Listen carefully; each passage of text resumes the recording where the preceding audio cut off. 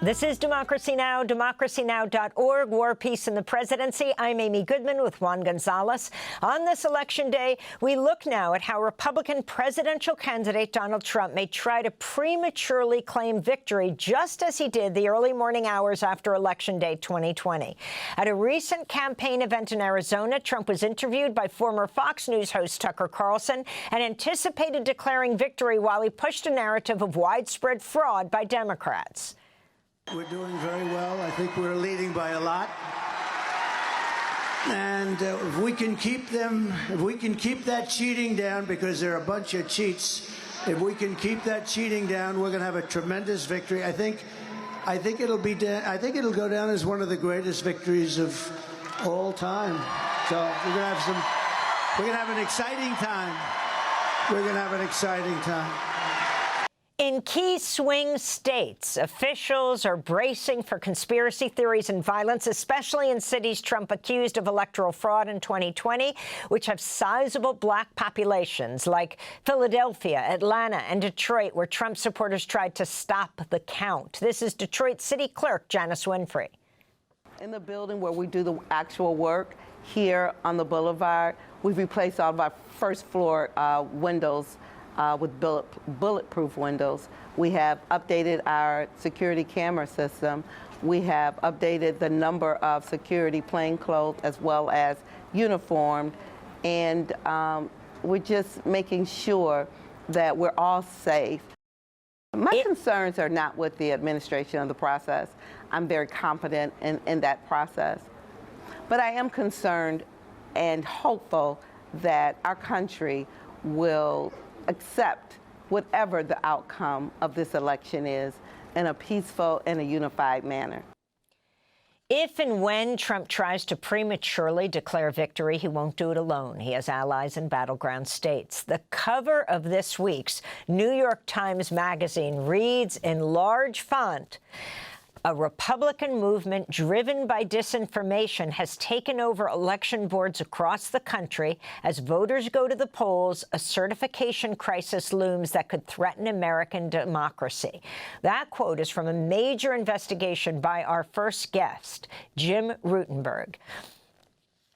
We turn right now to Jim Rutenberg, who, before he was at the Times, was at the New York Daily News and a colleague of Juan Gonzalez. Jim, welcome to Democracy Now! Why don't you lay out what you found? What should we know about the looming election certification crisis? Well, thanks for having me. A big shout out to Juan. Thank you for mentioning our alma mater, the Daily News. Excuse me. I've been spending the past few months traveling around some swing states looking at this movement that grew up around January 6th. I think for a lot of people, January 6th was an inflection point for this, to put it mildly, wild, allegedly illegal scheme to overturn election results, which obviously our system is built to not allow. What happened, though, despite all the prosecutions that have gone forward in states and at the federal level, was that a movement started from the ground up with some high up help that attacked the sort of process. It went at the process of certification, which we all watched January 6th when Congress certifies the vote. That's the end of the process. The beginning of that process is at this hyper-local level at your county clerk's office, your local election board. It's different in every state, where these very local commissioners will certify the vote. That's simply take the results and affirm them to the extent that they can and pass them along, even if there are problems, because problems like fraud and irregularities, those are handled in the courts. But what's happened over the past few years is an amazing number, an unprecedented number of local commissioners have moved to block certification at that level, at smaller election kind of level. But now this could affect the presidential, and people are very concerned about this throughout the sort of civil rights legal community. And Jim, you write in that article that tens of millions of dollars flooded into election integrity groups over the past few years, and a new strategy was developed to purge the party of those Republicans who resisted Trump's 2020 scheme. Could you give some examples of how that happened and where? Yeah, well, it's quite interesting because you have this movement. Literally, you had people like Patrick Byrne, who was the Overstock.com founder, put a lot of money into these groups. Your listeners probably have heard of the Conservative Partnership Institute, which became the very well-endowed, financially endowed organization of sort of the Trump world outside of the White House, post-White House. They aligned with a lawyer named Cleta Mitchell, who was on the famous phone call in Georgia where Trump asked the Republican Secretary of State, Brad Raffensperger, to find votes, quote unquote. So that's the money, and other organizations have also traced this, tens of millions of dollars flood in. But at the same time, people like Steve Bannon and people like Ms. Mitchell talked about, here's what we have to do. We have to go local. We have to get into the voting system, as Cleta Mitchell would say, to take it back, right? She would allege that the voting system had been taken over by outside groups from the left, and we need to take it back. So you saw these people showing up at meetings and really pressing these commissioners who are already at that level about supposed fraud in the 2020 stolen election. And then as I traced it, but other people have as well, you see them move into positions of influence.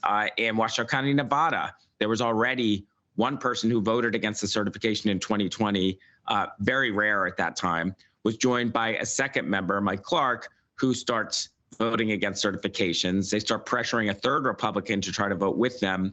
That's at the very local level. But again, Juan, you hit on this idea. They had to move out people they described as rhinos, who actually are very conservative Republicans. But if they weren't willing to go along with this idea of a stolen election, they wanted them out. And as you saw them succeed in that, throughout the country, you see these quote unquote American firsters, as they call them, moving into place and executing a plan based on these theories that have been debunked again and again. And talk about Arizona, another key battleground state that you examined, and where the Arizona State Senate Republicans conducted a forensic audit. Could you talk about that and the impact that has had on the voters of Arizona? Yeah, and Juan, I went back to Arizona because listeners might remember this. There was this very controversial and objectively badly done audit of the vote in 2020. This happened in 2021. The Arizona Senate moves on this idea that we need an outside group to audit our vote. They hire a company called the Cyber Ninjas out of Florida. The man who runs it has been associated with Trump world figures who were trying to overturn the 2020 results. They are mishandling ballots, allegedly. They're not an experienced auditing firm. And people might remember that this was treated as, in mainstream circles, as kind of a joke. But really what that was the beginning, the kind of getting back the band after January 6th. You saw the money groups I was talking about flood in there. There's even some money from a Trump super PAC that gets into that. And where the mainstream press says this thing was a mess, let's move on. In Trump world, and to Trump himself, they seized on details that this group came up with to say, we are now vindicated. We see that the Arizona election was a mess and clearly stolen. And so for part of this world that lives in a different media bubble, the message is that this was somehow affirming the view. And that is really the beginning in Arizona, in Maricopa County. That's where the movement, the post-January 6th movement, begins to retool itself for this election cycle. And talk, Jim, about Nevada. I went up to Washoe County, Nevada, because I think something that I was very interested in, and I went kind of deep into, was a Republican commissioner. I mentioned that this Washoe County board had two people who were doubted election results, had voted against certification. There's a third Republican on the board. It's a 5-member board, and she is not a denier. She's very traditional Republican, believe me, conservative Republican by any old world standard. And by old world, I mean just a couple of years ago. And a lot of pressure comes on this third Republican that in their primary, their local primary in June, this group of deniers in that community are pressuring her to vote against her own certification when it comes time to certify her own race. And she's in this meeting, July 9th, this happens, to certify, it's actually a recount of her race. She has won. The community of largely pro-Trump election doubters really didn't want her to win her election. They pressure her, and with some errant legal advice in the room, a lawyer with the local DA's office says, you can vote your conscience on certification, and she feels trapped in this moment and decides she has to vote against her own certification. And I thought that was, so that certification fails. So actually a local race, the certification fails. And I thought it was very interesting because here was someone who didn't want to vote against certification. Some mistaken advice from a lawyer causes her to vote against her own certification. And if this happens this fall, and there are 10,000 jurisdictions like this, now we get into a much bigger problem. We're up against electoral college deadlines, congressional deadlines. And this is where, again, this large community of election administrators, moderate Republicans, and civil rights lawyers are very worried about what happens. And Jim, of course, the biggest battleground state is that everyone is watching is Pennsylvania. Could you talk about the Supreme Court decision last Friday having to do with mail-in ballots there, and also what you're expecting, what you're looking for in this election now in terms of what happens at the county levels with vote counting and certification? Right. Well, I'll say that the Supreme Court decision will affect ballots. It went against what Democrats would say the law was. So some ballots are not going to be able to be counted that Democrats say and that legally should be able to be counted. But separate from that, the certification issue is a big deal in Pennsylvania. In fact, in 2022, several counties in a standoff with the state would not certify or wouldn't certify the total vote, because when a local jurisdiction has to certify, they have to certify every vote they get. Again, if they see problems, they mark it, leave it for the courts, prosecutors. So Pennsylvania is one of those states where we've seen a lot of issues around certification, and that everybody, now look, it's predictive. Today's election day, we'll see what happens, but Pennsylvania is one of the hot spots, and they missed their own state deadline in 2022 to get all their results in.